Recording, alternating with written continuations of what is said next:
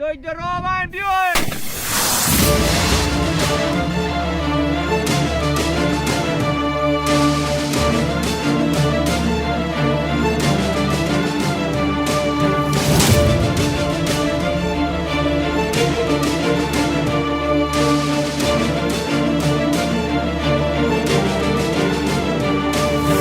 نامشان آبروی تاریخ است، گرچه هر کس در این مسیر آمد در پی کسب نام و شهرت نیست.